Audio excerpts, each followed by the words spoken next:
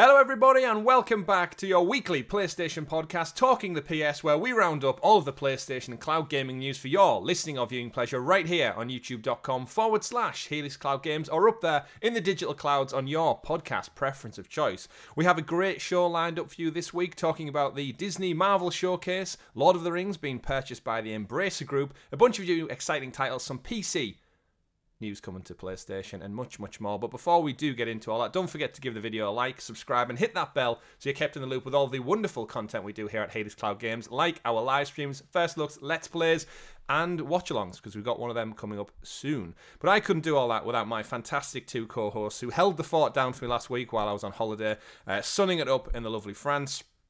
Drank plenty of wine, but I'm back. I'm sober for now to talk about all things PlayStation. And joining me once again this week, I know on Sounds of Stadia I said welcome back to you, Richie, even though I wasn't here. So thank you for being here again, Richie, my man of many pixels. How are you doing? Yeah, I'm pretty good. I mean, to be fair, on CloudQuest, which if you're not a member, you'll get on Friday, I did say welcome back to you, but you hadn't actually missed an episode of CloudQuest anyway, so... Time is very weird when you record things in advance. And thank you once again for recording things in advance while I was away. Rob, our chaotic neutral, welcome back to the show, even though you were here last week also. Thank you. How was your holiday? It was great. Nice bit of sun, nice bit of relaxation. I did hit up Disneyland and stuff. There is actually, if you're watching this on the Tuesday, there is a channel of me playing Marvel's Avengers on Avengers Campus in Disneyland as well. It's just a little short video. My wife wouldn't let me record anything beyond like a few minutes, and you know what? I wouldn't want to do that anyway. Go on the ride. There's much more fun to be had in Disneyland than actually playing on your phone. But yeah, go check out the video. It's like 2 minutes long. It's up on the channel now, and yeah, just goes to show you can play cloud gaming anywhere and everywhere you have signal. But thank you two for holding on the fort. Great episode. It was really fun listening along and not actually checking the news, not building anything at the dock, and actually just being on holiday and just sticking it on the background while I was getting a midday refresh. You know, when it's a really hot day and it's like to have a shower about 3-4 o'clock and just wash away the sun cream and the sweat and everything, and then hit the cooler afternoon and a different one. So yes, so good episode, plenty of energy lined up for this particular show. As I said, we've got a great show, and we're going to go out for drinks after this, gentlemen. So we're in high spirits. Literally today. We're getting started early. What are you drinking today, Rob? I have some whiskey and coke in our special glass, which for viewers is a special glass we all have because we met in 94. Awesome. So we have special glasses to commemorate before the PlayStation 1 came out, to throw some PlayStation facts into that, which is crazy. I think it came out in the States in 94, and then I think it released in Europe later on in 95, so... Yeah. It's crazy to think I didn't understand the hype that was kind of generating when that came. Like my older sister, she was she had been about kind of 13 at the time, and I'd been about 5-ish. So like, I didn't quite comprehend the hype that platform was kind of bringing from America until recently. It's crazy, isn't it, when you look back? Like, again, I always remember being frustrated when the PS5 launched and Europe had to wait. Was it a week or a fortnight until it came out over here? But it was like, I can't comprehend how in 2022 we have to wait to buy something later. It's almost like when TV shows, they air in the United States, and then you don't get them in the UK until like 2 months later. Like, how does that work in a globalized world? It's crazy. I'd say it's worse with TV shows, because now with social media, it's like, with a TV show, there's so much high risk of it getting spoiled for you, because like, you want to bring it to us like a week later. It's like, why? Yeah, I've already watched it and downloaded with a console, you can understand a bit. It's like, okay, we have to wait next week, fine. But with a TV show, it's like, the entire show could be spoiled for you by the time you sit down to watch for it. We became such an entitled generation, haven't we? Just by content creators on YouTube using thumbnails to like clickbait you. Hey, anything gets you. But as I said, great show. This won't be delayed. You can view this anytime around the world. Unless you are, in fact, Richie, a Helix Hero. If you support the channel from as little as 99p, like over 50 of you do, you get this show a few days early. So there you go. There's our early access right there. I'm drinking a Corona Sunset, which I've brought back over from France. I avoided tax importation at the ferry terminal. They didn't catch me with 3 bottles of Corona Sunset, which is Corona and lime mixed in. We've gathered based on the translation. And Richie, because you're on such a health kick, what are you drinking for the show today? I have an energy drink from My Protein, which is all right. Not wow, great. That's full water. That's full commitment. Right what there. An energy drink for protein? Did you say? It's not. It's from My Protein. It's not a protein energy drink. All right, the company is called My Protein.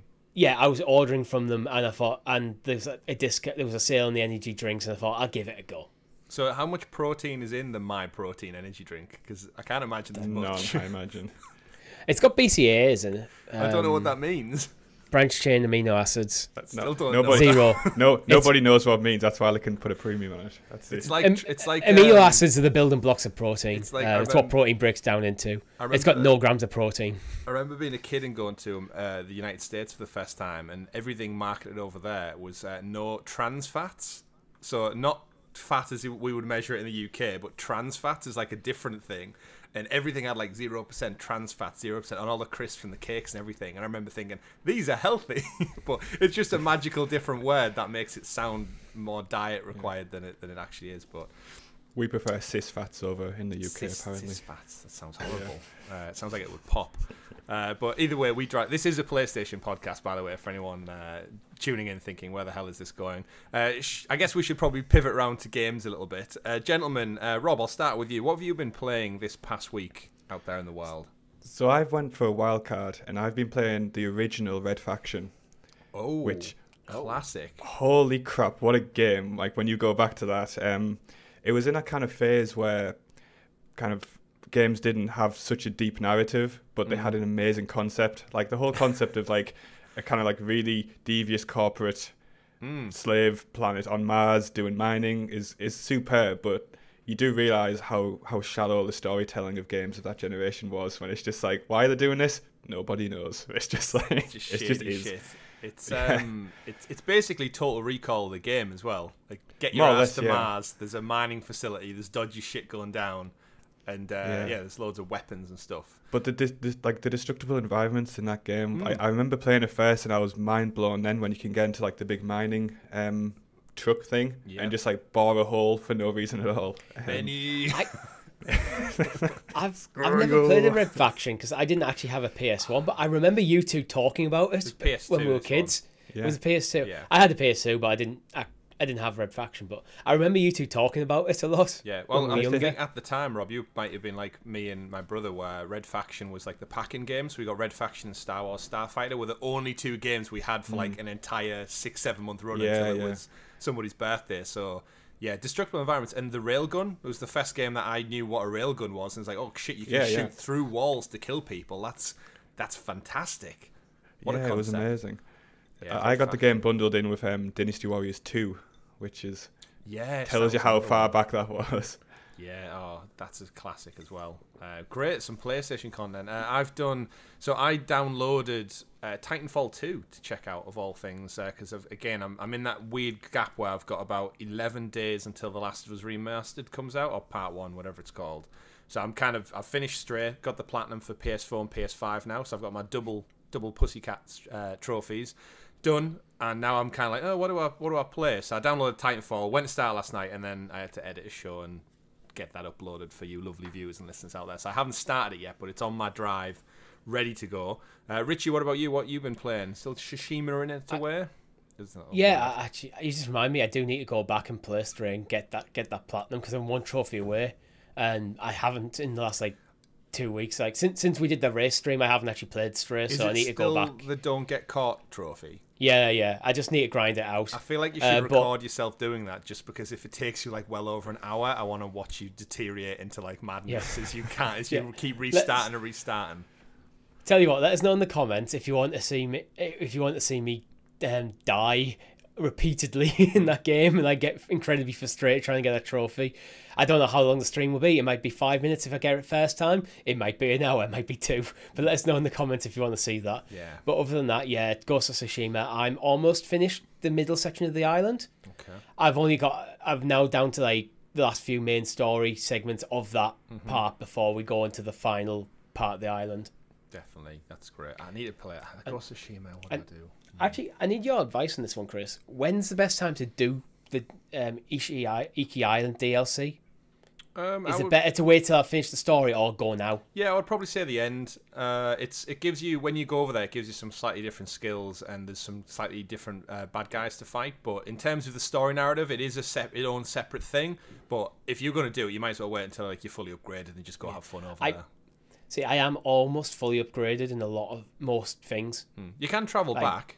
If you get if you find it's too much or it's different. But what I would be wary of is it pivoting too much from the main story, and then you've got two big chunky stories going at the same time. Yeah. So, but either way, it's great DLC. It's definitely worth checking out. Iki Island. I need to find some time to go back and play God of War as well before Ragnarok comes. So we'll get into it anyway. Speaking of upcoming things to do with video games, gentlemen, this show goes live, of course, on Tuesdays on free feeds. Helix Heroes get it early. If you are watching on Tuesday morning or afternoon, tonight, the Tuesday the 23rd, we will be watching along with you, the lovely audience out there, to Gamescom's Opening Night Live, hosted by Jeff Keighley. It's going to be a 2-hour show. It's going to have reveals, announcements, updates on video games, plenty of trailers, and as Richie's alluded to on a few shows, many, many adverts, because that's how Jeff Keighley pays for these things, with loads of advertisement and sponsorship. To be fair, the entire show is an advert. I mean, yeah. That's what we're watching, adverts, but true. The good adverts. Yeah, adverts we care about. Will The Rock show up again and talk about his new gym app for 5 minutes? Probably, but we'll have to wait and see. Will there be a Black Adam trailer randomly sandwiched in the middle? Probably. He's going to drop a new rap track or something, isn't he? Exactly, yeah. But it goes live at 7 p.m. British summertime. That'll be us. We'll go live probably 10 or so minutes beforehand. 8 p.m. for you guys over in Europe. And if you're in stateside, it'll be 2 p.m. Eastern and 11 a.m. Pacific time. So we do hope you join us and we watch along with some updates. Hopefully, no doubt we'll get plenty of PlayStation updates, some cloud gaming things, and we'll see some logos all over the place to get us all hyped. But gentlemen, we do have a busy show filled with some big topics, so let's dive into it. I believe, Rob, you did the honours last week, so Richie's more than happy for you to introduce us to the... Oh, God, I thought there was a pressure now. Okay. The properly prepared PlayStation perusing points, a.k.a. the news. See? I heard you last week talking about the pressure that comes with saying it is. The pressure doesn't go away. I thought it got better, but it doesn't. I mean, it will. It will. It will. I promise. Once you're down that whiskey, it might make it a little bit easier. Take the edge off a little bit. Yeah, every week you just need to do a shot of whiskey before you do the show, so take the pressure off. I'm sure that's how some people cope. But as I said, plenty of news, and story number one, a nice juicy big one we got all the way from the world of Disney and Marvel. So out of nowhere, they announced that at this year's D23 Expo, which is Disney's kind of big showcase where they tell about new projects, they update you on what the theme parks are doing, what the Disney Plus content looks like for a roadmap for the next year ahead, and kind of why you should love Disney. It's kind of a bit of a celebration and a kind of review and looking forward. They do it every year. I believe the D23 comes from 1923, which I think was when Walt Disney was born. I believe that's why it's 23. It's because I initially thought it changed every year, but then the 23 didn't make any sense when it was like 2022. And I think that's what it's for. But either way, Friday the 9th of September, at 9 p.m. in the UK, actually. So I said on the Sounds of Stadia podcast that we may watch along to this one because, again, it's stuff that we're all interested in. Marvel, Star Wars, Disney. What's not to love? And we're going to get a sneak peek at a few things. So we've had it confirmed that there'll be more content from the upcoming Disney Dreamlight Valley game, which is the kind of Sims create your own character, live in essentially Disneyland. That's coming out imminently as a free-to-play title. Lego Star Wars, the Skywalker Saga will have some more updates. The recently delayed Marvel's Midnight Suns, which I know you guys covered on last week's show, is also going to have an update. I think at the moment they're showcasing different characters, so every kind of few days they're dropping a new trailer for different characters you can play as within the game. I think Wolverine was this past week. But essentially, though, the real draw is going to be Skydance New Media, and Amy Hennig of Uncharted fame is going to be there to showcase what type of game she's working on in the Marvel universe. And no doubt a couple more surprises as well. So, Richie, I'll throw it over to you first. I know we discussed this on the Sounds of Stadia podcast, which viewers and listeners can find went live yesterday. Now you've had an extra day to kind of rest on this one. What would you ideally like to see from this first ever Disney and Marvel game showcase? More Disney. I wouldn't be surprised. More Disney. Yeah, more Disney Marvel games. Yeah, that's what I want. I don't. I just want to be surprised. I want them to show stuff that I wasn't expecting, stuff that looks awesome. Show a variety of different stuff, because I think with Marvel and Disney, Marvel and Star Wars, and actually Disney's IP in general, there's a lot. Yeah, I think you can do with that IP in terms of gaming. You can do pretty much any genre of game. You can find something to do. So I want to see diversity in what they're offering. Yeah, they've got such a wealth of IP, and they've obviously it's only in the last kind of few years they've really embraced being their own publishing label. They had that 10-year deal with Star Wars and EA. That ended this year, and now they've slowly but surely they've worked with Sony for the Spider-Man games. They've done well. They've now worked with Sony and Insomniac to put out a Wolverine game in the next year or two. So that we know that partnership's working fine. And then they seem to have branched out and done like kind of little deal sponsorships. This one with Skydance in particular, we don't know much about. So I think loads of people are excited for this one to see what kind of story, narrative-driven game we can get from this title. But you're totally right. The genres are kind of all there to play for because they have such a wealth of IP. You can kind of go in any direction with it. I think they're aiming for AAA, if I'm honest, though, with a showcase about it. I think a little gotcha puzzle game on a mobile app isn't really the place to showcase it. I mean, there might be some of that stuff in amongst, but there's nothing wrong with that stuff as long as there's, in my opinion, bigger titles there as well. Yeah, the one thing that makes me think they'll go big on this one is, I mentioned it before, but this is at D23 Expo, so this is to a public crowd, an audience in person. This isn't just a streamed link dropping on YouTube or Twitch. This is genuinely hundreds and hundreds of people in an expedition hall with someone on stage playing either a trailer or an introduction or a panel cast or something like that. I think you're going to keep the mobile games for the YouTube drops, and I think they're going to go big on this as far as the presentation. And it's in America, so you're going to get all that US hype and build-up and cheers and whooping in the crowd as they love to do so much. Rob? I think it's going to add. I think that will add to the showcase, actually. I mean, yeah, it will. It'll have that crazy energy that you want to see. Rob, what about you? Marvel, Star Wars, Disney? What would you like to see as some surprises? I'm quite interested in what happens with like the Marvel kind of properties moving forward. I think Star Wars has kind of like got its grip on its kind of game titles recently. Obviously excluding like the Battlefront kind of fiasco that happened a few years ago. But, you know, like Fallen Order and kind of the upcoming titles, I feel like they're on track. Less so with the Marvel games. So I'm really interested to see what Amy's kind of going to bring to the table. I'm going to think it's a Fantastic Four game. That's because that's going to be a big push on the cinematic universe, isn't it? So I think that would kind of work well. We do actually know it's an ensemble game as well, so that would make sense. Yeah. Yeah, they're in an interesting place. You're right with obviously, the Star Wars stuff. Me and Richie discussed at length Battlefront and our kind of thought processes for that one. But then you do have, like, obviously the Marvel can be absolutely anything. Like, they could turn around and be like, oh, we're doing a Daredevil game in the vein of the Batman Arkham series. It's like, yes, that would be epic. Like, boots on the ground, fighting hand-to-hand melee combat. I would take that. That would be amazing. Right? Yeah, I would take that in a heartbeat. It would look great.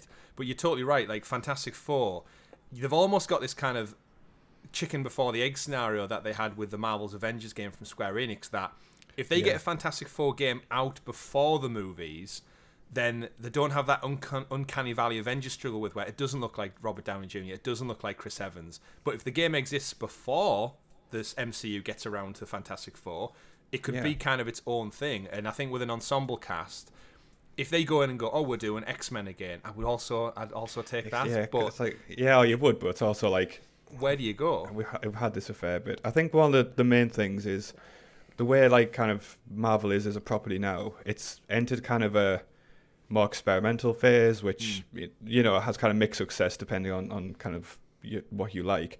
But now that's broken away from that very formulaic kind of, okay, we'll tease this person in like the end credit scenes of this movie, and I'll lead into the next movie.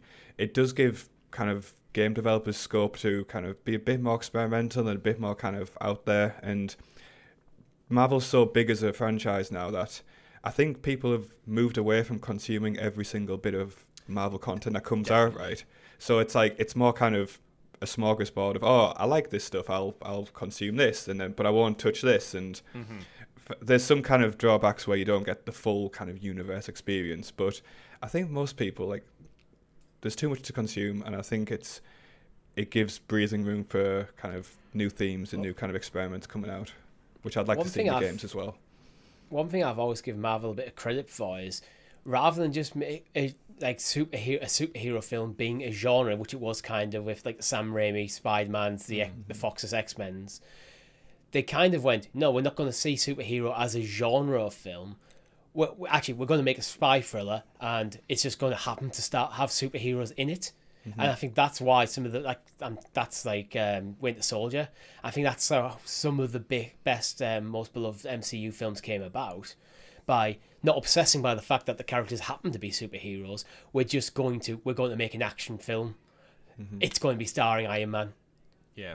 There's a lot to be said. And I think the divergence in game types, like Marvel's Midnight Suns, looks great. Like the fact that we're seeing Blade and Ghost Rider alongside like Wolverine and that in Iron Man, it's like a weird mix match of characters I'm so familiar with in different. Like I remember the Blade movies; they're fantastic. Well, some of them are. Some of them are great. They were like the OG superhero movie. Yeah, right? completely. They're amazing. Wesley Snipes, terrific. Like was it 18 rated, 15 rated? I mean, Yeah. there was lots 18. of blood. It was an 18. Yeah. I don't think you're going to get that from the Disney ones. No, definitely not. But the fact that you've kind of got these different generations of superhero, like you said, Richie, the Sam Raimi and the old X-Men, are kind of out of the loop with what I class as like MCU now. But in the games, they've kind of always just been crossed over. And Midnight Suns is going to do very interesting things. But I think with Amy Hennig's game, like the stuff she did with Uncharted, I'm picturing nothing but like quality story writing. I'm trying to think like what.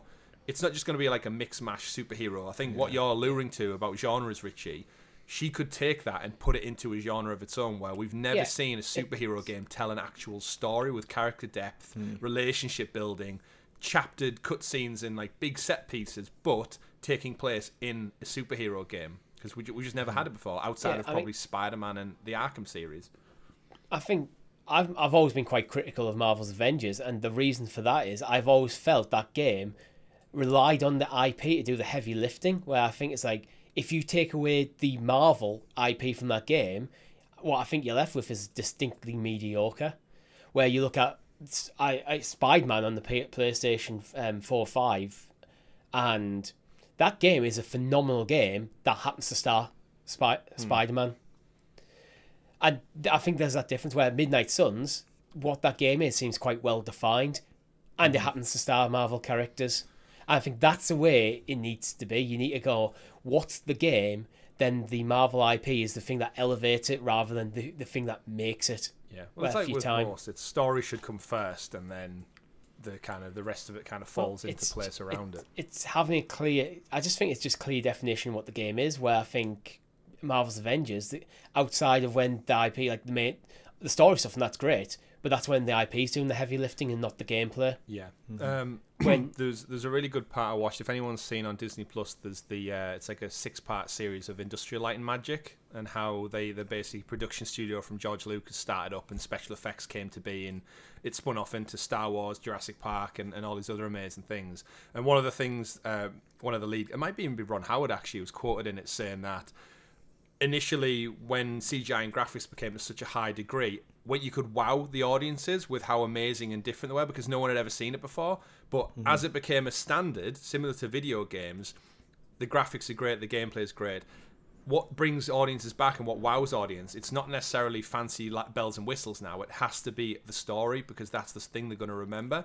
So I think with all these video games, whatever they do with this Marvel IP or the Disney IP, it's like if you get a great kind of rich cinematic action adventure at its core, the rest of it should just fall into place, because we've had fun video games for decades now, so we know we can do that. But can you tell a unique story that's good and keeps people kind of on the hook with it? That's just kind of Amy Hennig's, though. There's probably loads of little surprises sprinkled in there. We might see some more from Jedi Survivor, the sequel to Fallen Order. I think one of the weird things about this is it's Disney and Marvel. It's not EA, it's not Ubisoft, but they kind of umbrella the whole thing. So I think, Richie, we were saying on Sounds of Stadia, who's pulling the strings? Is Disney in charge here? And they say, well, actually, EA, send us over a trailer for Jedi Survivor. Ubisoft, send us a trailer over for that thing you're working on, and we're just going to showcase it all as it's our wheelhouse, it's all our IP. Look how good Disney, Marvel, and Star Wars are combined. Or are they going to keep them for their own presentations? Like, I'm very interested to know how this rolls out, because you'd like to think Disney has the pull and power, if they want to put them all in their showcase and make their show the best ever. Surely the most right.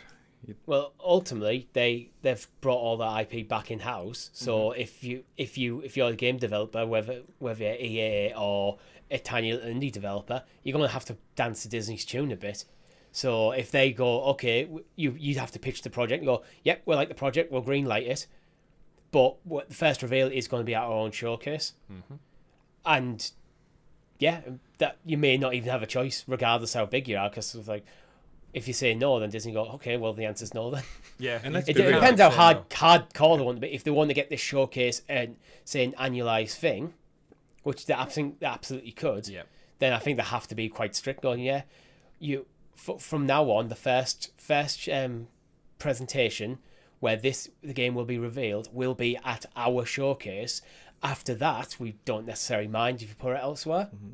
You have to think as well, some studios probably prefer that because it just takes a whole lot of stress away from kind of revealing a game. It's like, oh, Disney can do it. Disney will do it with a superb degree. If you're a smaller thing, let's say you're making like a Telltale style game, something like that could get lost in the weeds a bit. But if you're just like, you've got to say you're making a Telltale style Star Wars game, you could get lost in it. You could bring out your own showcase. You've only got this one game to show. People might not watch it.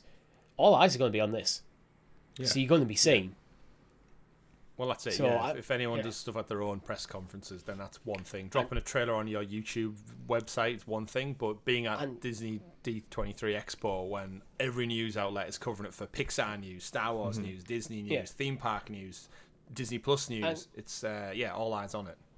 And when you compare it to say like a PlayStation showcase or even like E3, you're going to watch this showcase. We're going to watch this showcase because we like Disney, because we like Marvel, because we like Star Wars. We are literally the audience that you want to be selling these games to, and we're going to be there. So it makes your life easier by being there, in my opinion. Plus, you're pulling on like massive hitters as well. Like if you go and get like Ubisoft's like big massive get like ironically it's from Massive Entertainment, so it's from their studio. You get that, then you get EA dropping a Jedi Survivor trailer, and then you've got, I don't know who else is working on other big titles. I think, who else? Oh, Star Wars Eclipse from the guys who did Detroit Become Human. That's like another like Telltale-esque inspired one. So there's huge things in the works, and we just kind of don't know anything about them. So whether they show them off here or they save them for another day, we'll find out on the 9th of September. So not too long to wait, just under a month now. We might get official reveals of Black Panther and Iron Man. Yeah, if they are still in the works, although there should be a little while off. But who knows? So jumping from one massive IP to the next massive IP, we also had some huge news drop this week that the Embracer Group, who we've covered many a times on this channel for purchasing, snapping up and acquiring various studios and developers and publishers across the world, they're back at it again. This time, none other than acquiring the rights to The Lord of the Rings. That is correct. I did not say that wrong. The Embracer Group, the Swedish conglomerate company, have purchased the rights to The Lord of the Rings and The Hobbit, which includes the rights to motion pictures, video games, board games, merchandising, theme parks, and stage productions, all relating to Tolkien's works. The only thing they haven't really picked up is the book publishing rights. However, this comes off the back of a busy week in news because we already had the announcement that there's a new Lord of the Rings game in the works from Private Division and Weta Workshop. And those who recognise Weta Workshop, they're the guys who actually did all the work with Peter Jackson's Lord of the Rings to actually do the miniatures, the bigatures, the CGI. They're the ones famous for doing Gollum and bringing Andy Serkis' character to life. They're apparently working on a game based on the novels. And then that was announced at the beginning of the week. And then Embracer swooped in and said, we're now bought everything. We've got the Gollum game in the works as well. That was delayed from coming out next month to whenever that's been delayed to. But I'm just kind of absolutely taken aback that Embracer, who, remember, only earlier on this year bought Tomb Raider and Deus Ex and Square Enix and Crystal Dynamics for like 300 million. They've now got the checkbook out again and went and acquired The Lord of the Rings, which is, I think I said yesterday, Richie, was I think under Star Wars and Marvel, it must be the biggest IP next, like in terms of like revenue stream value, like public consciousness, and maybe on par with Harry Potter, but J.K. Rowling's not doing that franchise any favors at the moment.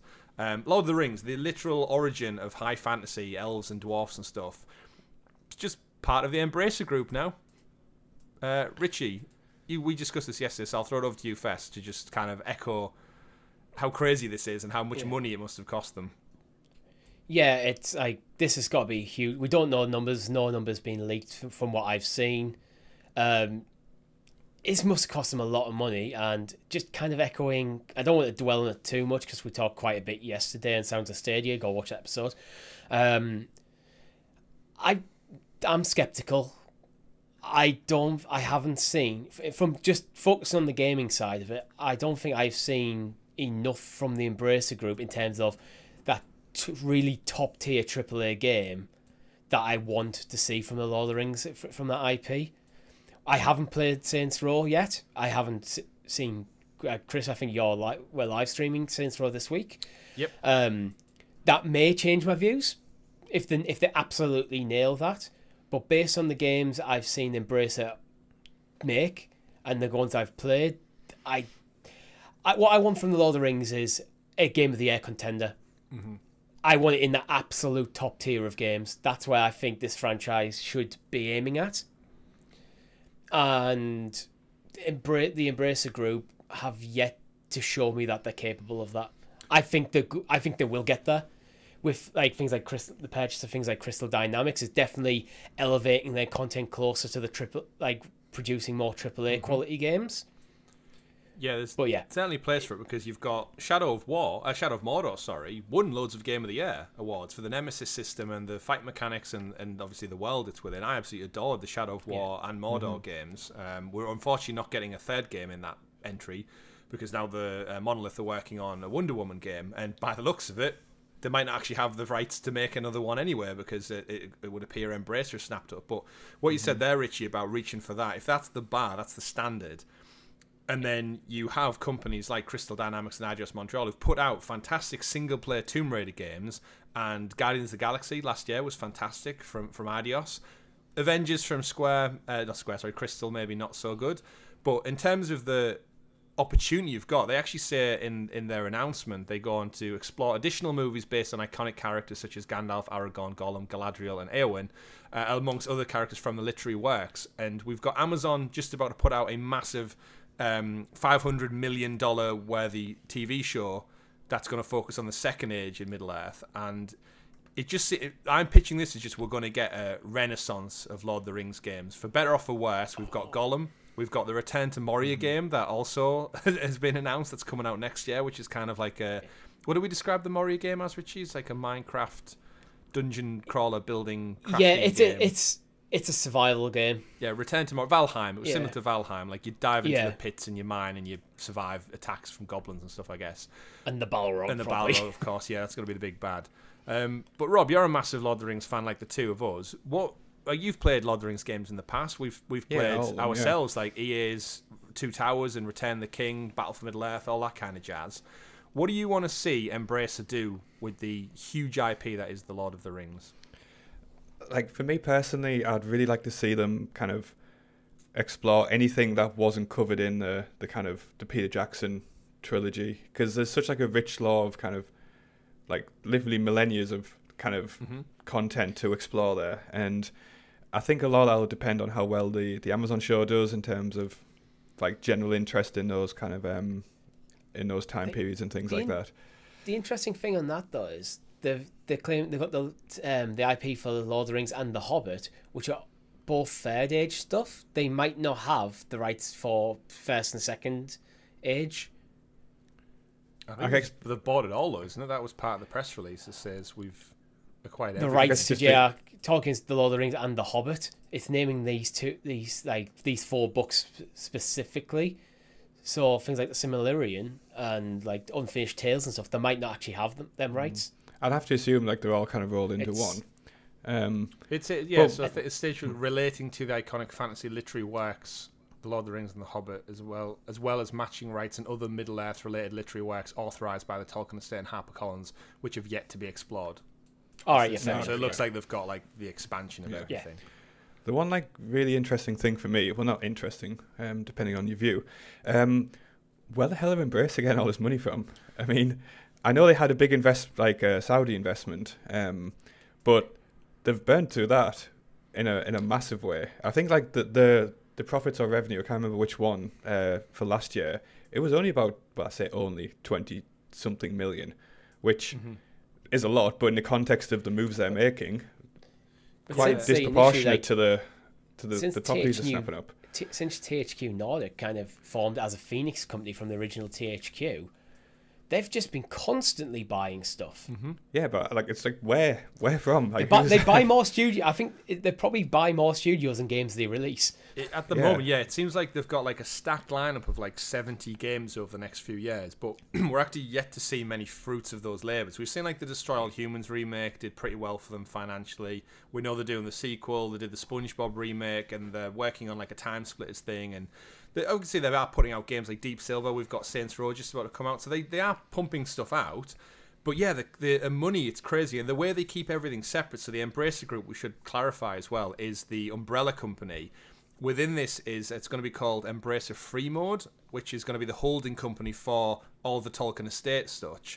And the Tolkien Estate is currently run by a company called Asmodee. They are still part of that. They're just going to run independently under the Embracer umbrella. So nothing's really going to change other than the way, I guess, the licensing is going to be distributed. And my guess is Embracer are just going to ship out this IP to whatever studios they own to make something new, which, again, has me in high hopes for the way Crystal Dynamics are now. They've just finished on Avengers. They're about to start a new project. They're doing Tomb Raider. Eidos just finished on Guardians. I would love them to go to that team and say, right, he's a bunch, like, just he's the entire IP. Where do you want to tell a story? First age, second age, third age, fourth age, even? Like, go with something and just tell us a new story. And they go, cool. And it's something exciting for them. And they are a AAA studio.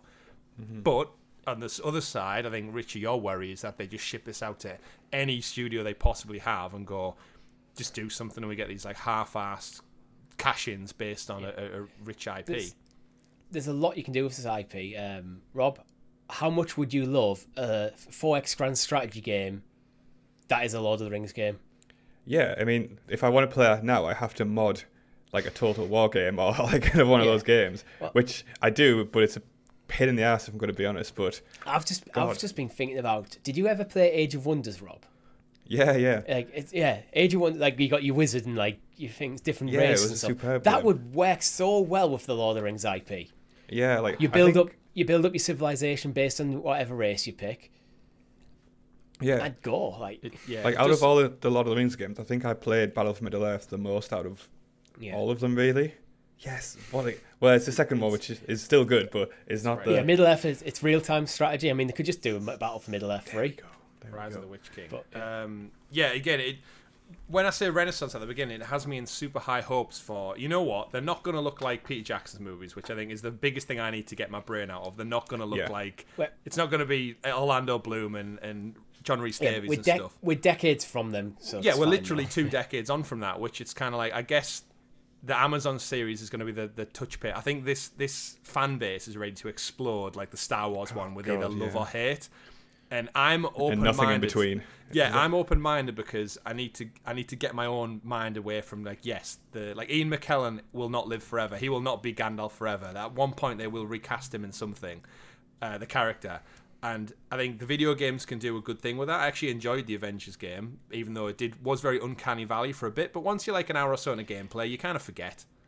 Yeah, that's it. If the game's good enough, you get that initial shock. Oh, that's not my Captain America. But then, an hour later, it's like you stop caring. Yeah, completely. If the game's good enough. I watched Lightyear this past week. The retelling, well, not retelling. It's the kind of story of Buzz Lightyear, and it's Chris Evans doing the voice of Tim Allen instead. And literally 5 minutes in, my brain's like, it sounds like Captain America, but it's not Tim Allen, but it's Buzz Lightyear. But because he's doing He's doing it in a similar voice and tone. You totally forget it's not Tim Allen after 5 seconds, and he's going, mission log, we've got to do this, Space Ranger kind of shit.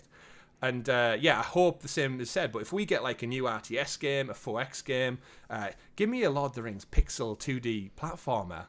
Let me pick my character from the Fellowship and let me attack left to right, jump on goblins, hit them with a sword, shoot pixelated arrows at them, similar to Shovel Knight or something. For 15 quid, that would be phenomenal. I'm thinking of like an old like Sega Mega Drive or NES SNES style game where like you just literally retell the story of the Lord of the Rings, but it's like a 2D side scroller pixel art thing where you start off like as just Frodo getting through the Shire, then you'll have maybe levels where you're playing as Aragorn or Legolas or Gimli, and then the mini map between levels to show you where you're traveling to each area. Like that would be so good.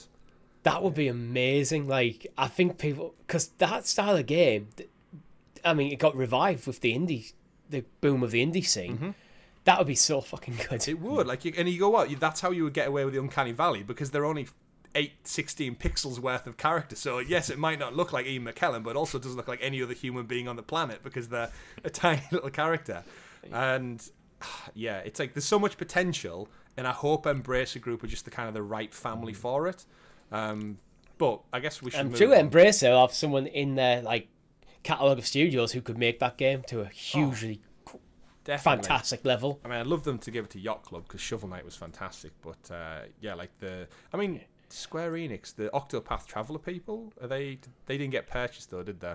No, that'll be still with Square. Because I would trust like the Octopath team Square, with. I don't know for certain without looking up, but I think that's like Square directly made that themselves. Yeah, like Square's focusing on their Japanese style RPGs, and Octopath is definitely one of them. Yeah, but either way, we'll move on from this story because I'm sure it's going to come up many, many times as more games come out in the Lord of the Rings, the Hobbit world, and the Amazon series kicks off. And this franchise is ready to explode, I think, again, come this September. But Embracer Group, just like the dwarves, sometimes they delve too greedily, and they also made a few more acquisitions yesterday. They went on from not only buying the Lord of the Rings, because that wouldn't be big enough news for the Embracer Group. They're probably $1 billion they dropped to acquire that. They also moved on to acquire Tripwire Interactive, so another studio now coming under their umbrella, which are familiar for the Killing Floor games and the recent Maneater game, where you play as a great white shark and attack random people in the sea. That was quite well revived. It's definitely got your name written all over it, Rob. I feel like that game. Oh yeah, definitely. Yeah. They also picked up stakes in Tuxedo Labs. So if you're not familiar with Tuxedo Labs, they've currently got it's called Teardown, and over on Steam, it's the 4th highest rated Steam game of 2022. So you may have never heard of it, but it's up there with Stray, God of War on PC, and Power Wash Simulator. So that one's up there. That game's superb, by the way. Have you played it? I've played Power Wash Simulator. Oh, Power Wash Simulator, yeah. It does look it's incredible. Very satisfying. I thought you were about Teardown then. It was like, no. It's washing Power Wash Simulator is one of them games when if you have to actually power wash your own drive, it's like, oh, he's a task enough to do. Make it a game, like, yeah, I'm about this. Yeah, like in winter, my drive's like a slippy, moss-covered mess, but my virtual walls and drive are spotless. Pristine. Yeah, I can play Minecraft and mine 1,000 things, but if you ask me to go dig out the mud in the garden to make it look tidy, it's like, oh no, that's just too much work. But thousands and thousands of blocks of sand and stone I can chip away at. Yes, they also acquired a company called Singtrix, who've got a rich history dating back 25 years and specialise in music entertainment technology. These are actually the people who started off with the patent technology that then went on to become Guitar Hero. So again, nice. They make some interesting acquisitions. And then the final big one, there are a few little ones. There's like a Japanese company that picked up. But the other big one for me is Limited Run Games, who are the guys who actually still print physical editions. Their motto is actually forever physical. And as much as we do loads of cloud gaming content here, I'm a big lover of physical hardware. And essentially they take like little indie titles and stuff and do like 1,000 game print run of like disc cartridge versions of these titles, and they not only become special, like very, very rare limited edition collectibles, but it's nice to see physical media living on. I like the thought of you having something on your shelf.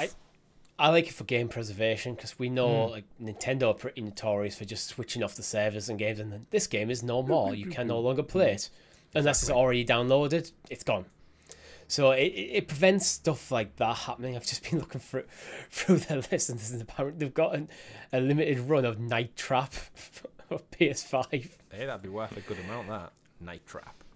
I mean, I can tell you how much it's worth. It's worth $34.99. Now, but in 10 years' time, when there was only 1,000 of them printed, that'll be worth a lot more. In terms of Embracer, though, I can totally see them just using Limited Run Games as their physical output for printing all this IP they've just acquired over the last several years. Tomb Raider, is it Angel of Darkness? I can see them randomly putting out like a remake of that on physical, or going back to some retro games and just print them. And again, I don't think as a business that works in the games industry, having a company that is dedicated to printing physical media in-house, I think that's a smart business decision.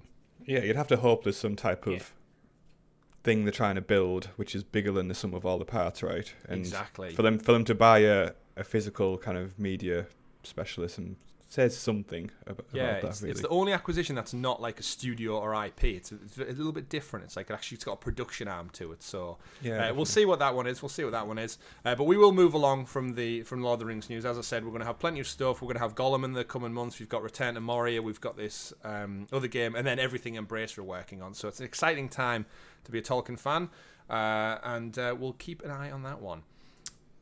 Moving on, though, we've got news that we covered it 2 weeks back, actually, gentlemen, that there was an Iron Man game reportedly in the works at EA.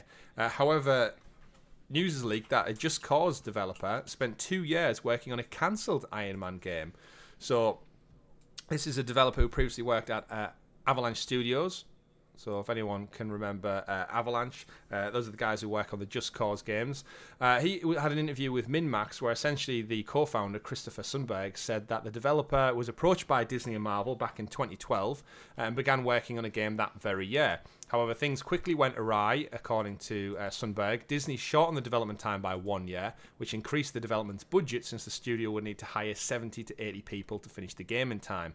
Those extra staff members would have become additional liability since the studio would have had to quickly find a new project, etc., etc., etc. He basically goes on to say it would have broken the studio completely if they'd agreed to Disney's terms. So it sounded like they just called it a day and sacked it off, rather than rapid expansion and trying to get this game out on time and probably not meeting deadlines.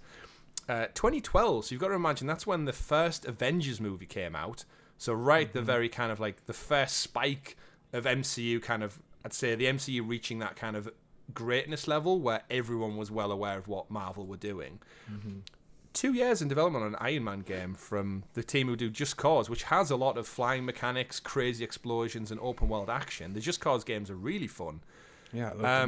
Rob, what do you think of this? What could this have looked like? Or no surprise it got cancelled. Yeah, it could have been absolutely amazing. Like, I loved the Just Cause kind of, I think it was called the Havoc engine, did they call it? Yeah, that's right. Which kind of powered the games, yeah.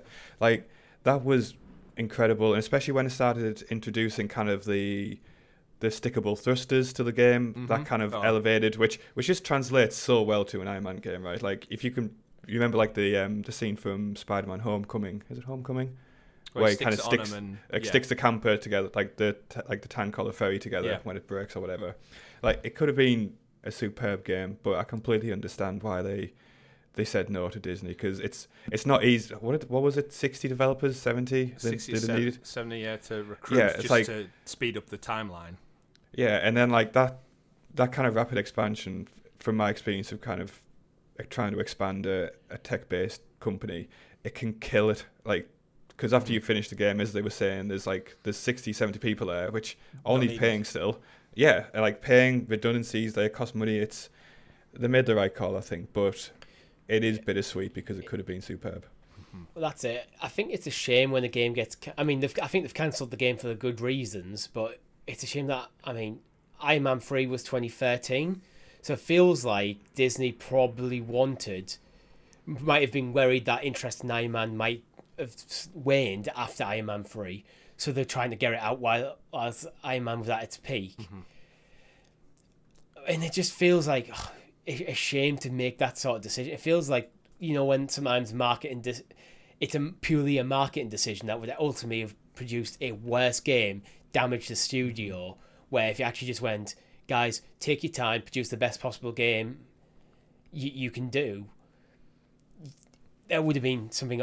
Could have been something amazing. It could have elevated that studio as well. Like, it could have, but yeah, I think it's just a shame that we didn't see that. I think all credit has to go. Hopefully, Disney have kind of went, okay, no, we're a bit more comfortable with our IP now, and they're not going to rush things. I think give credit to the studio as well, because they said no to Disney, which is not something you do lightly, right? They left a lot of. I can guarantee they left a lot of money on the table when they walked away. Yeah, so much credit to them for that. Yeah, and that might explain why Just Cause 4 took a little bit longer to get out as well, because they weren't working on it for 2 years. Split power or whatever. But 2012 was an interesting time when we didn't really have movie tie-in games anymore, and you got to remember we're 7 years away from Insomniac's Spider-Man at that point, which I would say kind of like helped rejuvenate the superhero Marvel interest. Obviously, we had the Batman Arkham games. If I'm not mistaken, Batman Arkham Asylum was probably 2011 or something. So actually, yeah, you're probably around that time when the only superhero game was Arkham Asylum and then Arkham Knight in 2014 or something. But again, hopefully, what I'd always love with games like I cancelled is to actually just see footage of them someday. Like sometimes you don't see this stuff until like a decade or more later, and it's like I wish the video game industry wasn't so secretive and we actually saw like, because if they're working on it for 2 years, you've got to imagine they had a lot of stuff like asset-wise done and gameplay and mechanics. Like probably a lot of it was just Cause copied and pasted over, like you said. Rick, with the little repulsor things. Like I think on Just Cause you can stick them on like cows, right, and just launch them off into space. That's very much like Iron Man fun involved. So who knows? We'll lament that, but maybe we'll see something come from whatever this rumored EA project is that they're working on in the near future.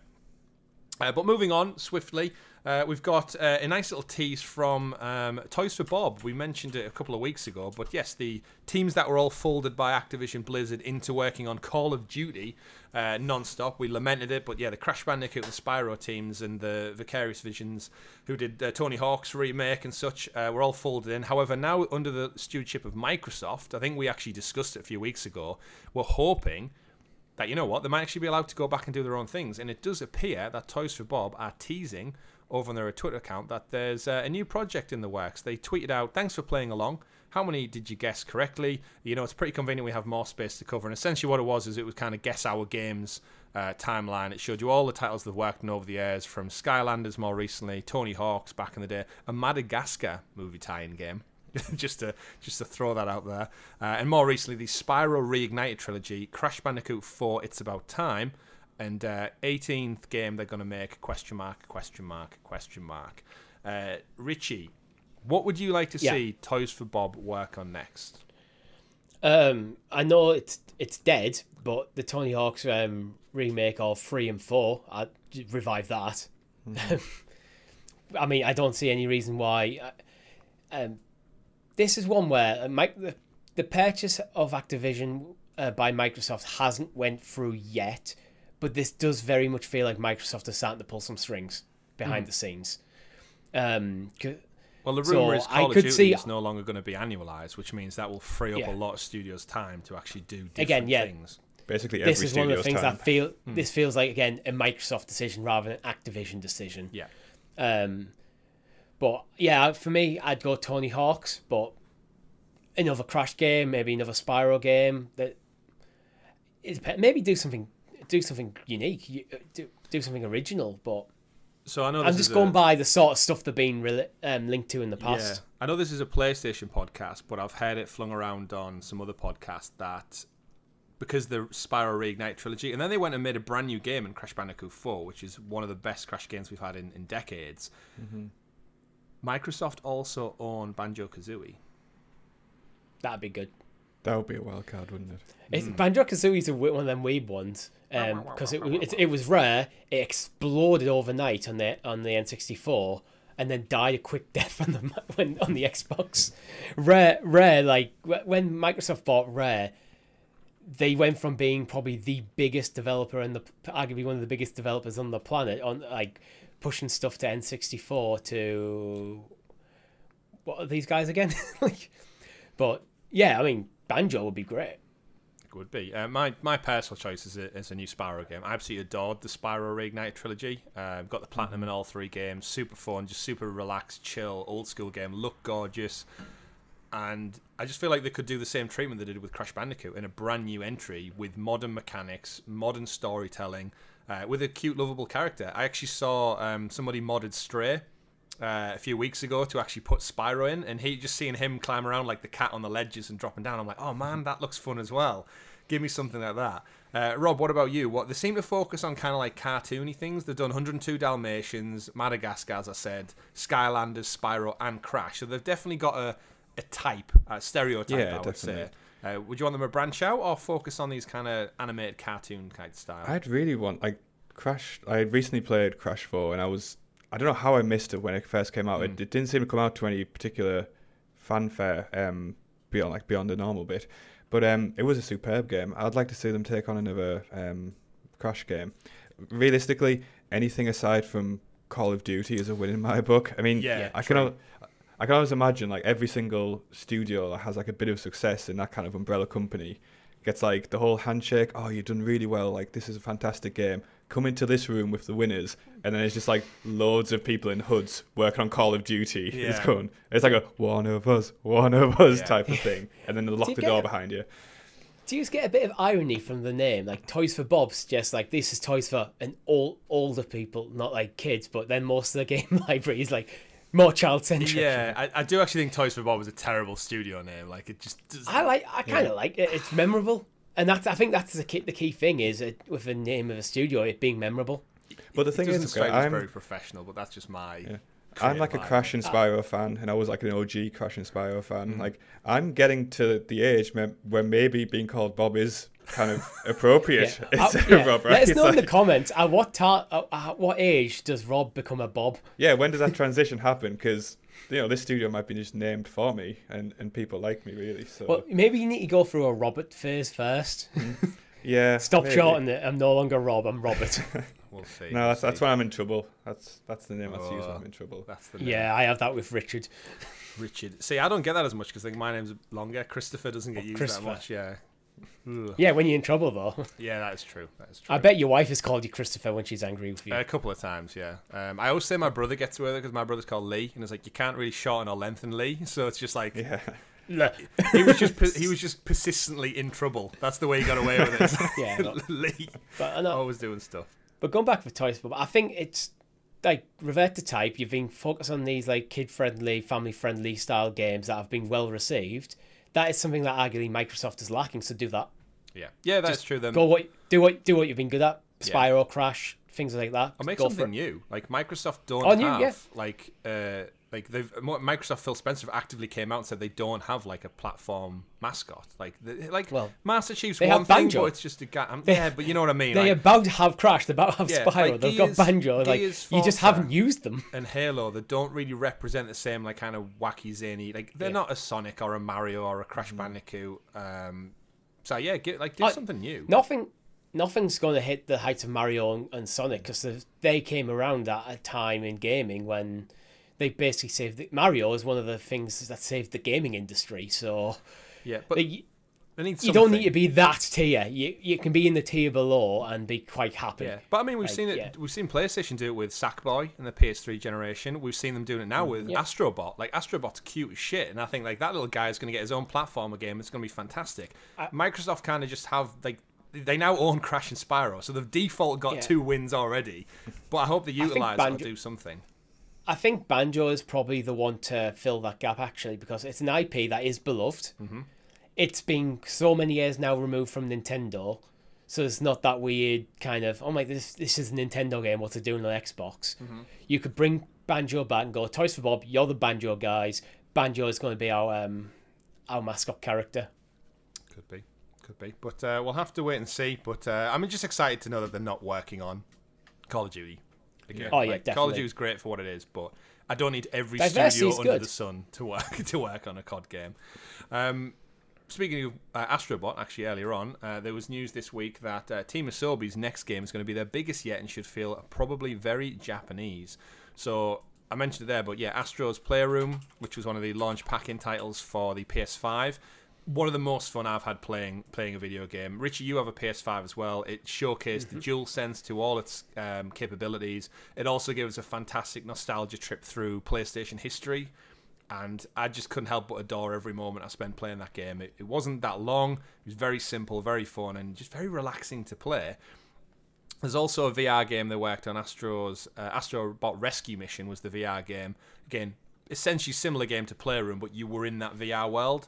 So you were one of the godly creatures overlooking them, and it felt like playing Mario 64, but I was in the world of Mario 64 at the same time. This next game, no doubt, going to be all out, the biggest game yet, the longest game yet. There's rumours it's going to be probably a PSVR 2 game, which is a bit of a shame for me because I love VR, but I can't spend that long living in that world without getting like a headache or being tired or feeling cut off from the outside. Playroom was fantastic for me because it was just a 3D platformer, and as I said, I think Astrobot's cute as anything. He's a great little mascot for like kind of your family-friendly games. And yeah, Richie, what do you want to see out of the sequel to this? Because you will have played Playroom to test out your DualSense. I would happily just take Playroom 2, make it bigger, have a VR component, have it aim. I think you should target this because Astro's become a bit of a mascot for Sony. Target that this is best in VR 2, but you can play without. Yeah, like just dual purpose game. Yeah, like that could work. Rob, have you had a chance to check out any Astrobot yet? No, I cloud-based? never had a chance. No, not yet. It's something I've really kind of dropped under the radar, and like I was kind of a bit confused where like he started appearing in like lots of like marketing materials, and I was like, what the hell is this thing? So it took me a while to kind of catch up to the studio. But they do have like an interesting comment, I think, in the press release where he's talking about that kind of distinctly Japanese feel. And I think I was talking about it a few weeks ago when I was saying I was playing the Yakuza games and stuff. There is like a distinct, I can't describe it, like a level of comfiness to it. I get the same when I watch Lost in Translation with Scarlett Johansson and Bill Murray set in Japan. Like there's just, I'm not like a weeb or anything. It's not like that type of thing. It's just like there's some distinct qualities about kind of. There's a stylization like Japanese, to it. and that's unique. I just really like it. Yeah, I completely get that. Yeah, I get it. I mean, I do love Japanese games. Like it's why I love my JRPGs. There's something about them that are different to Western games that I just kind of gravitate towards. Yeah. I call it the comfy factor. The comfy factor. Yeah.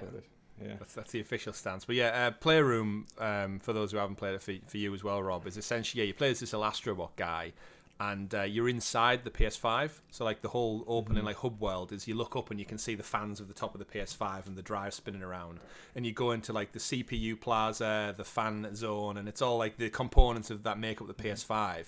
But as you go through, you're collecting stuff from PlayStation history. So you're collecting the multi-tap port from the PS2. Okay. You're collecting the PS1 Mini, the PlayStation Portable UMD discs, and as you go through the levels and you collect like coins, like very Super Mario. You spin, attack little bad guys, you jump on their heads, that kind of thing. But it shows off the DualSense, like the vibrations, the triggers, and all that kind of stuff. And in the end, you have this big kind of hub. So is that why the PlayStation 5 is so like physically massive as a console? Just because they need space, they need the setting for the game. Well, there's an entire micro universe living within the console.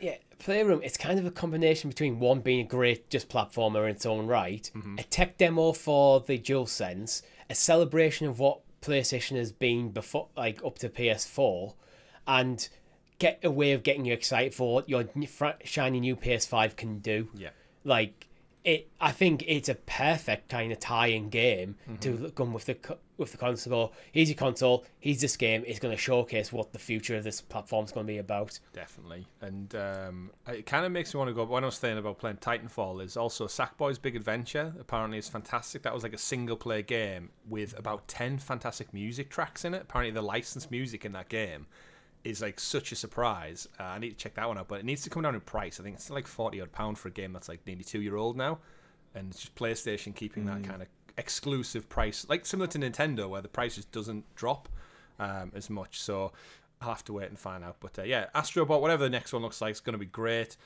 Just like Dead Island 2, our next story of the week. We've actually joked a little bit about Dead Island 2 because of the Goat Simulator 3 trailer that came out at the Game Awards, where it kind of recreated it exactly. However, it's back and it's leaked and it's coming not too far away. So apparently Dead Island 2, of course, this game, I think the original trailer was like 2013 or 2014. So this game has been in development hell for a long, long time. And this week, spotted on Amazon, of all places, so quite a reliable retailer. Its cover art, box art has came out. It's slated for a release on 3rd of February 2023. It shows, again, similar kind of scenarios to what we've seen in the trailer, Venice Beach kind of style. I'd imagine it's going to be polished up to a modern standard as opposed to 2013, 2014. But yeah, Day 1 edition, it's available for $70 US, and it does feel like it's been there for some time. I can read from the description. It says, Dead Island 2 takes place across the most iconic locations of the City of Angels, now stained with horror, in an exciting pulp journey from the verdant suburbia of Beverly Hills to the quirky promenade of Venice Beach. Combat delivers the most intense, visceral, and gory first-person experience possible, with plenty of weapons and tactical options to chew your way through the zombie horde. There are 6 characters to choose from, each with their own unique personalities and dialogues. You can fully customize abilities of each Slayer with our brand new skill system, allowing you to respec instantly and try out the craziest builds. LA is crawling with zombies that look and react realistically. Mutated wretches, etc. It kind of goes on to describe the virus and everything like that. Long time coming, of course, Dead Island 2. Out next year. Would not be surprised if we see this at tonight's Gamescom event at all. There's got to be a new trailer. I mean, Jeff Keighley, remember, teased it at the Game Awards with the Goat Simulator tie-in. So Jeff's obviously, he's in the know with what's going on at Dead Island. What do we think? We're going to watch it live tonight. Hopefully all of our viewers and listeners are going to join us, guys. Remember, 7 p.m. tonight. It goes live if you're watching this on the Tuesday. Richie, is this a shoe-in for Dead Island? And you're on mute. He's on mute, guys. I think it's. I think so. I think I'd be surprised if it's not there. Put it that way. It does feel like one of them. It feels like an easy get for Jeff Keighley to get it. It doesn't feel like an IP where the publisher's going to go, no, we want to hold this back for our own thing. It feels like so. And to be honest, I could even see Jeff Keighley being involved with the Goat Simulator stuff. Like, might have been the bridge that's got the two studios talking. It's like, we'll do Goat Simulator as a tease, have a bit slapstick there, and get people talking a bit about Dead Island, bring it back to people's minds, and then we'll drop Dead Island. Yeah, like a double 1-2 punch of haha, you thought it was real. It's really Goat Simulator, but then a few months later, bang, actually Dead Island 2 is real. By the way, it is Dead Island. Yeah, and I'm sure that trailer will be equally as funny, because, I have one. I hope if there is a trailer, I hope it's got a goat in it. That would be the ultimate twist, if the zombie disease turns people into goats rather than zombies. They remade the trailer for Goat Simulator 1, but in Dead Island. Do the whole thing just mirrored. Some crossover there, certainly. Did you ever play Dead Island 1, Rob? Yeah, I loved it. It was one of the first games that I played heavily on co-op, like online multiplayer. All right. Because you had the 4 it was built for a 4-person co-op experience, wasn't it? And it was almost like you had to opt out of that experience before, as opposed to doing it that way. I loved it. This is a different studio, and it's there's lots of issues they've had lots of problems, haven't they? Yeah. I'm guessing this will look nothing like what was originally planned in 2013, 2014. Yeah, absolutely. So the original studio moved on to do the Dying Light series, and I kind of see that as the spiritual successor almost. Definitely. Yeah, I'll see.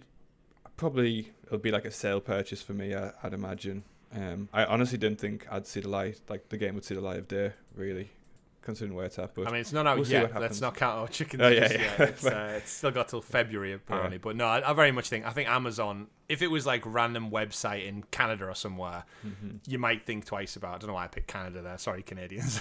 But you know what I mean? It's Amazon. It's very reputable. It's going to be out there. So yeah, Dead Island 2, not too far away, it would seem like. Next year is stacked, by the way, guys. I don't know if you've seen, but if you think about all the delays. For now. I mean, yeah, the delays, but just Dead Island, amongst everything else that's been pushed back, it's going to be a busy year ahead for us. But either way, moving on to some of our final stories as we round out this week's show. New Tales from the Borderlands also had a leak this week over on Amazon again, doing the dirty over on the video game world. Of course, they put up their publications, and Telltale Games, as we know them, are no longer. They're a Phoenix company right now, and they're working on the Wolf Among Us sequel. However, Tales of the Borderlands is by all means definitely one of the best Telltale games out there. It's also a really fun Borderlands game as well. That game, the rights obviously are owned by Gearbox, part of the previously mentioned Embracer Group, because that's right, Embracer own almost anyone and everyone right now.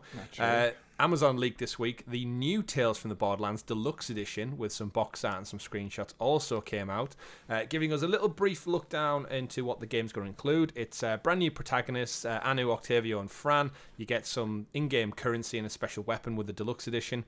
But essentially, the description adds, with perpetually war-torn metropolis of Promethea, you control Anu, Octavio, and Fran on the worst day of their lives. Help these three lovable losers as they endeavour to change the world and maybe even save it. Face down a planetary invasion of vicious vault monsters and cold-hearted capitalists in this cinematic thrill ride where what happens next is up to you. Meet a motley cast full of misfits, assassin bots, and talking guns in this race to the top. It's time to fight back against exploitation and corporate greed. It's time to make mayhem your business. And of course, different characters, different story, different studio as well. Richie, new Tales from the Borderlands, bit of an odd name. I know they're trying to go off the play on words kind of thing. I know they did like the pre-sequel stuff. New Tales, what do you think? The thing with calling it New Tales from the Borderlands is more Tales from the Borderlands is right there. And I think it was a better title that goes a bit better. New Tales is it's fine. I think more Tales from the Borderlands is Tales from the Borderlands 2 could work, but interesting to know, because obviously they might not have the rights because Telltale shared ownership, but then they went bankrupt and then whatnot. I mean, straight up got Tales from the Borderlands in the title, so I think they've got enough of the rights. Where do you think with story then? Because this Gearbox, again, they write narrative for the Borderlands games and Tiny Tina's Wonderlands, but it's such an open world adventure. Narrative necessarily isn't the required strong point for those games. It's gameplay and environments is obviously key, but this game is similar to the Telltale title. It's story driven, make your decisions, narrative focused. So can the team pull together a rich story that's fun enough to keep us engaged for 5 chapters? 100% yes, because I think although the writing isn't the main focus of Borderlands, the writing's pretty damn good in them games. Like there's always a decent story. They've created a very interesting universe for that franchise, and the comedy can be great. And I think this kind of condenses the story and the comedy to bring it to the forefront. And I think, well, look at the original Tales for the Borderlands. It's very much a Borderlands game. It feels like a Borderlands game in terms of its writing, its humor, and arguably it's one of the best in the Borderlands franchise. And Telltale. And Telltale, yeah, definitely. Did you dabble in the original, Rob? The original, yeah, but I can't say I sunk many hours into it. But I kind of echo what Richie says. They definitely, I'd say like the writing for like this game is more of kind of the topping on a really nice cake as opposed to the cake itself. It just makes it. It doesn't necessarily have to be narrative driven, does it? It's just the flavour which you like. I think that's very true. I mean, I think with Tales it needs to be narrative driven. Otherwise, there's not much left. But they'll bring Borderlands in general, It's again surprisingly soon, October, so we won't have to wait too long. Again, another possible one for a reveal tonight at the Gamescom opening night live. If it's so soon, then wouldn't be surprised. I know the Game Awards has done stuff in the past with Gearbox. Did so with Tiny Tina's Wonderlands, was one of the kind of flagship ones from the Game Awards in 2020, I think. It showed it off, and then it came out 2021, and then it came out earlier this year. So again, Jeff Keighley got some great relationships pulling on those strings.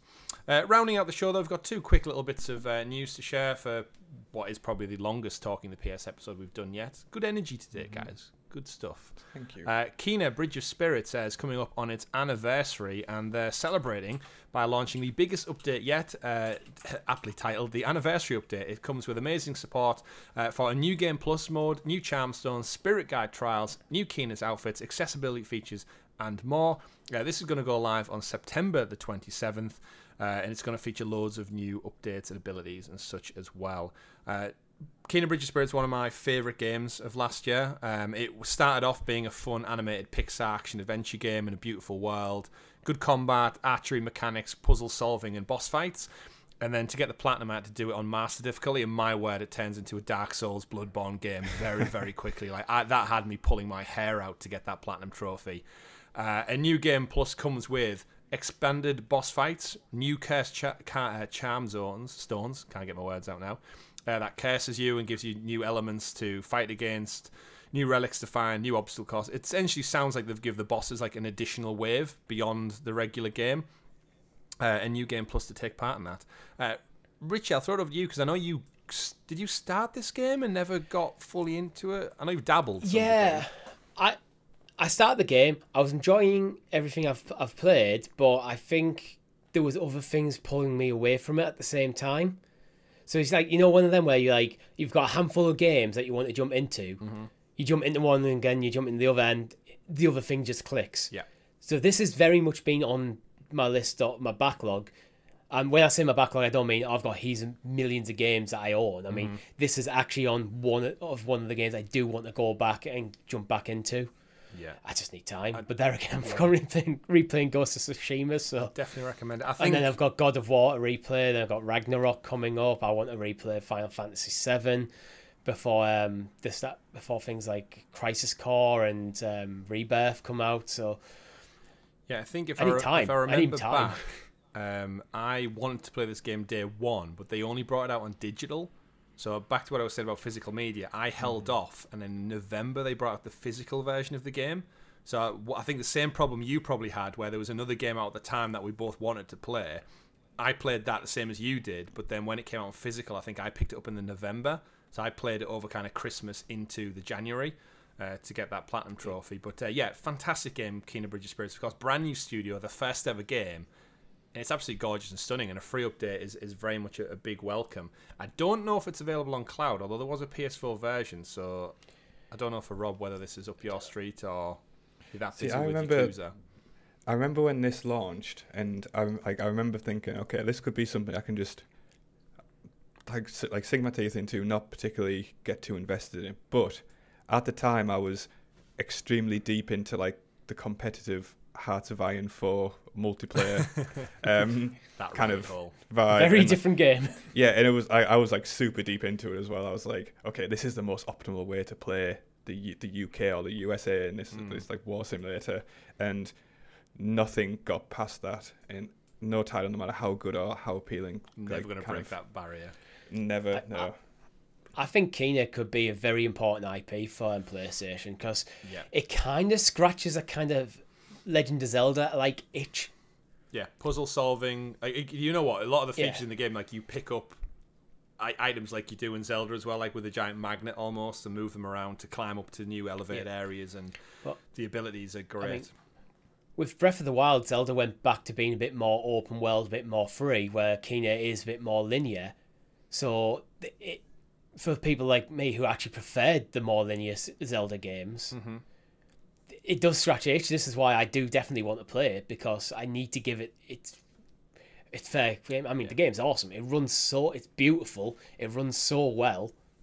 It does. And I think it's about the right length as well. Yeah, not too long. I don't think it overstays its welcome. No, I think you finish the campaign in 5 or so hours, and then if you're going for the master difficulty, about 20 hair-pulling hours. So it picks up a little bit. But you know what? Free updates are always welcome, and I think the developers supporting the game, obviously, they've had a fantastic first year. And this is one of them studios that I could see PlayStation snapping these guys up. They've made a terrific first game that's very much in that PlayStation wheelhouse of third-person, action-adventure, bow, arrow, sword, with a couple of, fantasy elements.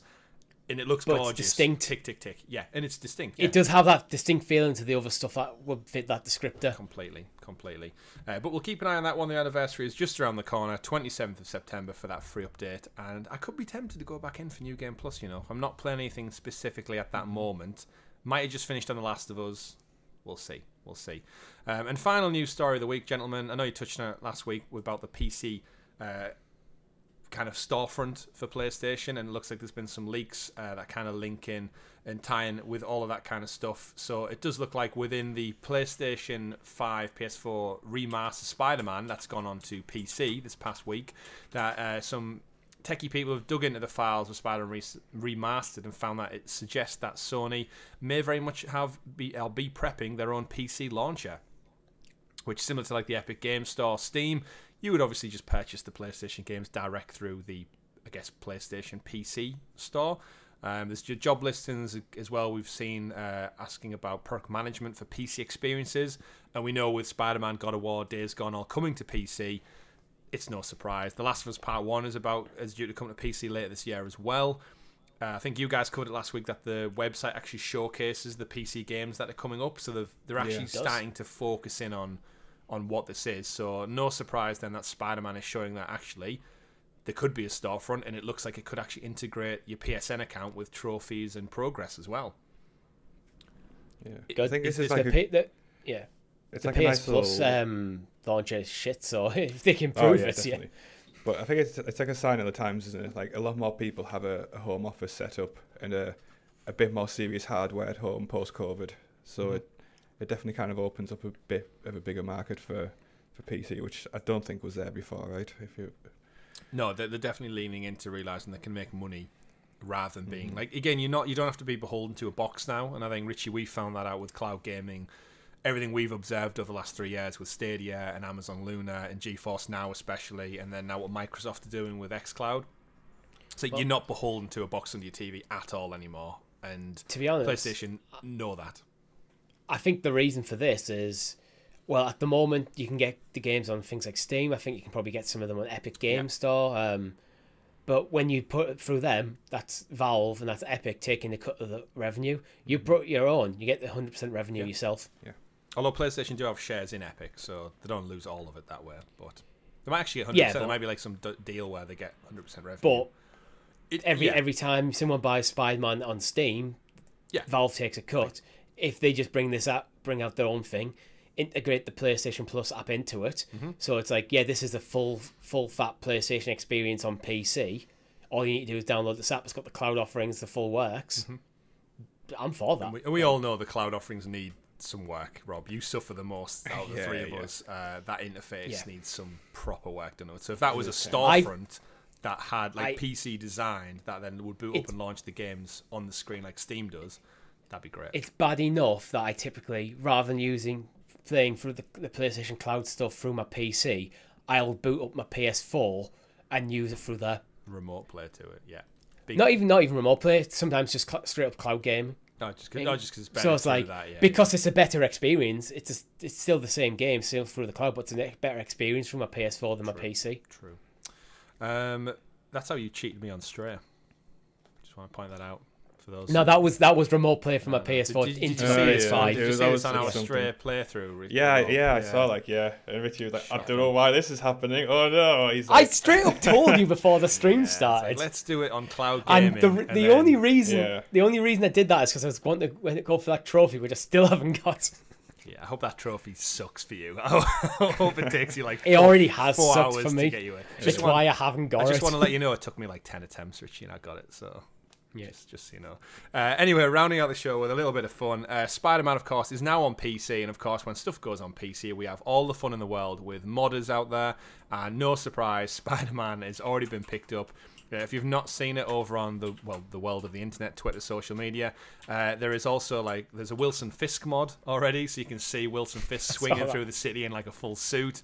There's a Stan Lee mod, which shout out to the legend that is Stan Lee, swinging through, actually being Spider-Man. And gentlemen, I think this is just the beginning of this game. We saw God of War do the Spider-Man. It was Homer versus Ned Flanders when he was fighting Odin's son, and it's just get that character model put over and you'll get some of the funniest things. I'm sure we'll see loads of different Miles Morales and Spider-Gwen and stuff will come into it, but the funniest thing is watching the massive behemoth that is Wilson Fisk swinging around like the most fluent gymnast you've ever seen. And if I was to throw it over to you guys, who would you like to see as Spider-Man modded into this game if you had a dream person? Bully Maguire. I want him in his black suit. I want someone someone needs to modify his walking animation to be the thing. That's what I want. But it's hard to beat that, so I'm just gonna give you that. You don't have anyone. You don't have anyone. No, nothing immediately comes to mind. Admittedly, the first thing that comes to mind is Thomas's Tank Engine, because that's always seems to be one of the default mods for everything. That'd be great. But Thomas the Tank Engine. That would be how ridiculous. Mechanically that would even work. Does he shoot rails out instead of webs to attach to things? That could be a great one. There's going to be so much more. I'd like to see Venom. That would look awesome. A big bulky Venom swinging around. Obviously, my brain is trying to default to stay in the MCU, but it doesn't have to. It can genuinely be anything. We joked about Stray getting modded, and someone modded CJ from Grand Theft Auto San Andreas on all fours, walking through. Like, you could genuinely pick anything and just mod that in there. But I'm sure, obviously, the default is superheroes to swing around in. But yeah, great to see Stan Lee in there. I think that's a fantastic tribute to get into there. The game itself actually has a full gold statue to Stan Lee hidden somewhere in the city that you can go find. I think that's a great bit. But yeah, Wilson Fisk is one of the early doors ones, but I think this is just going to be a constant now. Every other week we're going to see this was modded in, and that's the fun of PC gaming, right? You're not beholden to the initial file that's put out there. So have fun with it, everyone, and I look forward to seeing more PC games come across. Like, what will they do with The Last of Us Part 1? Who would you put in The Last of Us Part 1? Did you swap Joel and Ellie out for Gandalf and Pippin on an adventure through a zombie? This is their journey to Minas Tirith. This is what really happened. Clickers, zombies, and that kind of thing. Yeah. Did you ever watch that movie The Road? SpongeBob and Patrick. Yeah, just modded to be The Road. I mean, it's just The Road already almost anyway, so yeah, that'd be terrific. Loads of fun we had. Let us know in the comments below what you would like to see modded into Spider-Man on PC, or in fact The Last of Us, or God of War, Horizon, Days Gone, anything else. We'd love to hear your thoughts on the process. But thank you very much for watching episode number 10 of Talking to PS, our weekly PlayStation podcast right here on Helix Cloud Games. Thank you very much for tuning in, folks, and big shout out to our Helix Heroes, the wonderful members who support the channel from as little as 99p. You can click join below and get early access to this very show alongside CloudQuest, a bunch of other perks, super chats, a nice little badge next to your name when we're on the live streams. Don't forget, if you are watching this on the Tuesday, later on tonight, we do have our Gamescom opening night live with Jeff Keighley watch along. We'd love you to join us in the chat and see what reveals and revelations we get from the 2-hour show. No doubt with The Rock at some point in it as well. But this has been the longest running show for episode 10. No surprise. Big juicy week to talk about all the news. But we do appreciate every one of you for tuning in, watching along, or listening on podcast services if you choose to consume our content that way. If you want to follow us on Twitter, you can do so at Helix Cloud Games. And if you want to keep talking about video games all week long, join us in the Discord below. We've got a fantastic Discord community, loads of like-minded gamers, talk about everything from video games to life to just paying the bills, really. That's kind of one of the things that people have to do as an adult. But thank you very much to my two lovely co-hosts. My name's been Chris. I've been Richie. And I've been Rob. And remember, everyone, play whatever makes you the happiest. Take care, and we'll see you on the next one. Goodbye. Bye.